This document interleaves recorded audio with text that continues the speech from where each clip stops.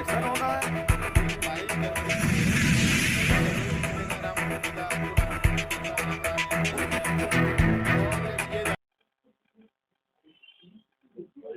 नमस्कार, न्यूज़ अड्डा में आप सभी का स्वागत है। मैं हूं आपके साथ शकील सिद्दीकी। दर्शकों, आपको बता दें कि उत्तर प्रदेश में एक संत की सरकार है 2017 से।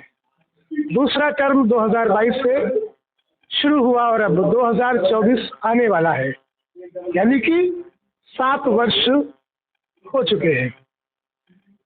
इस दरमियान उत्तर प्रदेश में तमाम ऐसे मामले आए जिनका विरोध प्रदर्शन का केंद्र लखनऊ का इको गार्डन रहा।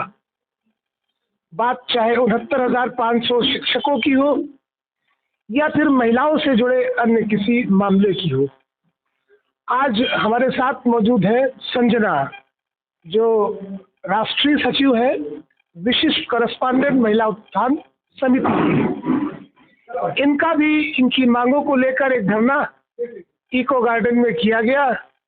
हालांकि उसकी समय अवधि 1 दिन ही रही, कारण भी उसके हम जानने की कोशिश करेंगे। बीसी सखी ये है और इनके साथ तमाम ऐसी महिलाएं हैं जो बीसी सखी का काम करती है। हम जानने की कोशिश करेंगे कि बीसी सखी क्या है और इनके क्या कार्य है। बहुत बहुत स्वागत है आपका न्यूज़ अड्डा पे। संजना जी, पहले तो हम ये जानना चाहते हैं और हमारे दर्शक भी जानना चाहेंगे कि बीसी सखी क्या है और इनके क्या काम है। मैं संजना सिंह, विशिष्ट कॉरेस्पोंडेंट महिला उत्थान समिति की राष्ट्रीय सचिव। आप लोगों को मैं यह बताना चाहती हूँ कि बीसी सखी वित्तीय लेन देन करती है, जो कि घर घर जाके जो जैसे बुजुर्ग हैं, विकलांग हैं, वो बैंक तक नहीं पहुँचते हैं, तो उन लोगों को हम घर जाके हम सब लोग पैसा निकालते हैं, वित्तीय लेन देन करते हैं, विशिष्ट कॉरेस्पोंडेंट। तो दर्शकों, आपको बताते हैं कि बीसी सखी का काम ये है कि ग्रामीण क्षेत्रों में ऐसे बहुत से डिसेबल लोग हैं जो चल फिर नहीं सकते या वृद्ध है, उन तक वो सेवाएं पहुंचाती है, बैंक से रिलेटेड हो या अन्य कोई भी समस्याएं हो। इनका काम बड़ा कठिन है, लेकिन इनको जो मानदेय दिया जाता है वो मात्र 4,000 रुपये दिया जाता है। और आज के इस दौर में जिस तरह से महंगाई है बढ़ी हुई है, ऐसे में इतने कम मानदेय में आजीविका चलाना संभव नहीं होता है। तो आपने एक मांग रखी है कि सरकार के द्वारा जो 75,000 रुपये सपोर्ट फंड दिया गया था, ये मांग है आपकी कि उसे माफ किया जाए, क्या कहना है?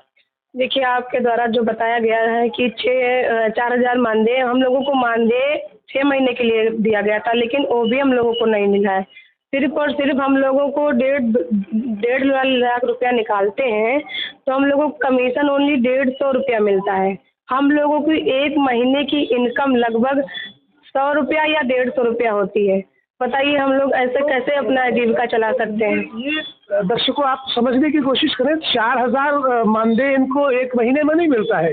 ये 4,000 मानदेय जो दिया गया 6 महीने में, यानी कि 100 रुपया, जबकि उत्तर प्रदेश की सरकार की जो नीति है, हम अगर लेबर पॉलिसी पर जाए तो 333 रुपया प्रति व्यक्ति 1 दिन की मजदूरी है। और आप समझ सकते हैं कि इनका जो काम है, सर्दी, गर्मी, बरसात, कोई भी मौसम हो, इन्हें लोगों तक पहुंचना है, उनकी सेवा करना है। ऐसे में 100 रुपया, कल्पना कर सकते हैं कि ये कैसे होता होगा, किस तरह से होता होगा। और प्रदेश की योगी सरकार भी इस बात को समझ ले कि इस तरह का जो ये कार्य करती है, इनका तो मानदेय प्रति माह इतना होना चाहिए, कम से कम ये अपने परिवार को चला सके। हम और जानने की कोशिश करेंगे। तो ये कैसे आप कर लेती हैं कि 100 रुपया प्रति व्यक्ति पड़ता है? देखिए, हम तो सब लोग काम कर रहे हैं, जो हम लोगों को काम दिया है तो काम तो अपना कर ही रहे हैं, क्योंकि आईडी चलाएंगे नहीं तो ऊपर से आदेश आता है कि आप लोगों की आईडी बंद कर देंगे, 75,000 रुपया देना पड़ेगा तत्काल में। काम करिए, हम लोगों को ऊपर से प्रेशर बनाया जाता है, तो हमको हर हाल में काम करना है, क्योंकि काम नहीं करेंगे तो हम लोगों को 75,000 जो है वो ब्याज के सहित जमा करना पड़ेगा।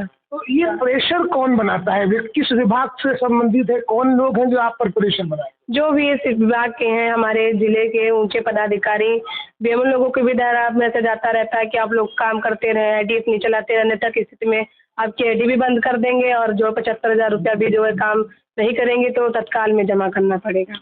तो ये जो आपके पास फ़ोन आते हैं, जो भी अधिकारी होंगे जिला स्तर पर, तो किस तरह के अधिकारी, क्या उनका पद क्या है?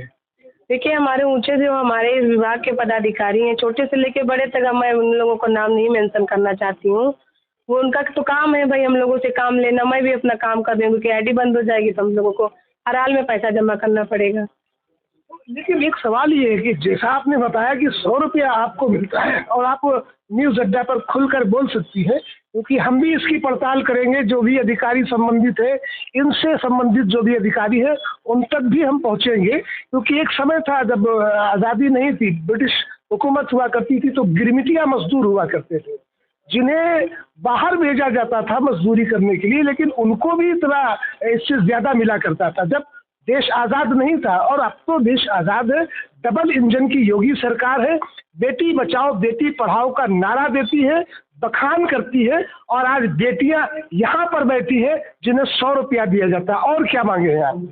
देखिए, हमारी मुख्य मांगे हैं कि हम लोगों को जो 75,000 4% वार्षिक ब्याज की दर से दिया गया, जबकि हम लोगों की इनकम होती है 100 रुपया, तो हम लोग कहाँ से जमा कर पाएंगे।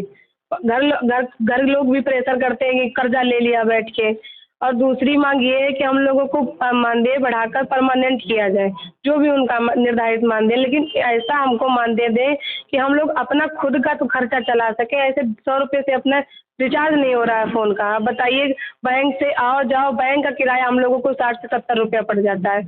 और जब हम लोग 10,000 रुपया निकालते हैं, मेन बैलेंस से अगर हम लोग अकाउंट में डालते हैं तो हमारा 9 रुपया कमीशन मिलता है 10,000 पे, 10 रुपया कट जाता है, 1 रुपया माइनस चला जाता है हम लोगों को। तो ये बात आपने सुनी दर्शकों से, और कहना चाहता हूँ प्रदेश में बैठे वो तमाम आला अधिकारी जो बार बार फोटो खिंचवाकर सोशल मीडिया पर डालते हैं कि महिला सशक्तिकरण किया जा रहा है, महिलाओं की बात सुनी जा रही है, लेकिन जिस तरह से इनके साथ और इनकी जैसी तमाम ऐसी हजारों बेटियां हैं, जो महिलाएं हैं, ये जो किया जा रहा है, प्रदेश की योगी सरकार को इसे समझना होगा।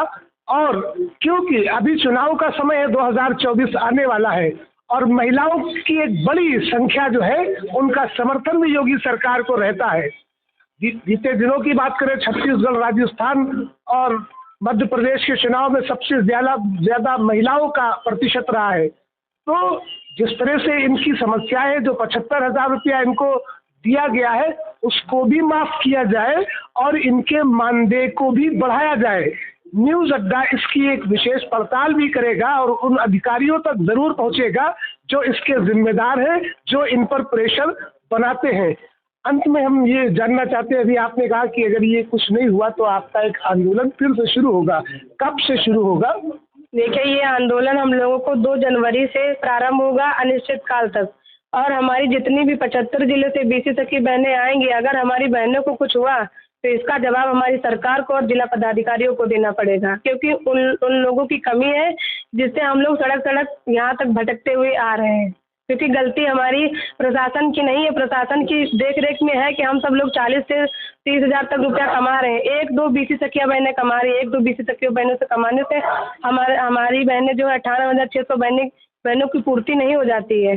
जैसे 2-4 बैंकें हैं, राष्ट्रीयकृत बैंक से जोड़ दिया गया, जैसे बैंक ऑफ बड़ौदा हो गया, एयरटेल पेमेंट बैंक हो गया। इन बैंकों का कमीशन आता है अच्छा, लेकिन 2 बैंकों से जो 6 और बैंकें हैं, 5, उन बैंकों के क्या है, प्राइवेट बैंकें दी गई, हम लोगों को पहचानता कोई नहीं। पेनियर बाई को कौन जानता है, पेमेंट बैंक को कौन, क्या कहते हैं, पेटीएम बैंक को कौन जानता है, तीनों पेमेंट बैंक को कौन जानता है। ये सारी नई बैंक है, हम लोगों को पैसा लेन देन सिर्फ और सिर्फ हमारे चेहरे से होता है, क्योंकि ग्राम पंचायत में हम लोगों की पहचान है। जो बताओ कि ये पेनियर बाई से हम पैसा निकालेंगे तो कोई कस्टमर भाग जाते हैं, कहेंगे ये कौन सी बैंक है, हमारा अकाउंट तो इस बैंक में है। कोई हम लोगों के ऊपर विश्वास नहीं करता है। 1-2 लोगों के सहारे हम लोगों को गुमराह किया जा रहा है कि बीसी सखी बहनें इतना पैसा कमा रही हैं, इतना इनकम कर रही हैं। हम लोगों को बस शोषण किया जा रहा है, बस, और कुछ नहीं। निश्चित रूप से तो हम इनसे भी बात करेंगे। क्या नाम है आपका? मेरा नाम उदय मिश्रा है और महिला उत्थान समिति का मैं संस्थापक हूँ। हमारे द्वारा इस संगठन का नींव पड़ा था। जैसा कि आप सभी लोग इससे पहले भी इसी यूपी प्रेस क्लब में आ चुके हैं, और हम लोगों ने 3 सितंबर को विशाल धरना प्रदर्शन इको गार्डन में किया था, जिसमें सिर्फ सरकार के द्वारा हम लोगों को तसल्ली दी गई कि 5 दिन में, 10 दिन में, 15 दिन में आपके प्रतिनिधिमंडल को माननीय मुख्यमंत्री जी से मिलाया जाएगा। लेकिन आज तक ऐसा कुछ नहीं हुआ। माननीय ओएसडी साहब जी से कई बार हमारे पदाधिकारियों की तथा हमारी वार्ता हुई, तो हर बार उन्होंने 15 दिन का समय मांगा। जब पानी सर से ऊपर जाने लगा तो हम सभी पदाधिकारियों ने महिला उत्थान समिति की समस्त सम्मानित कार्यकारिणी के द्वारा ये दोबारा निश्चित किया गया कि पुनः हम लोग इको गार्डन में विशाल धरना प्रदर्शन करेंगे। और इस बार का जो धरना प्रदर्शन होगा बहुत ही विशाल धरना प्रदर्शन होगा। लगभग 50,000 की संख्या में बीसी सखियां इको गार्डन में उपस्थित होंगी। ये कब आएंगी?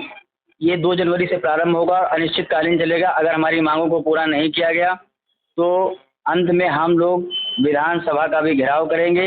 इसके लिए चाहे सरकार हम लोगों को कोई दंड दे या हम लोगों को न्याय दे, उसकी परवाह हम नहीं करते हैं। लेकिन इस बार लड़ाई आर पार की होगी, या तो वो हमको कुछ दे के जाएंगे, अन्यथा की स्थिति में हम सभी लोग जेल भरो आंदोलन का भी आह्वान करेंगे। ठीक बात।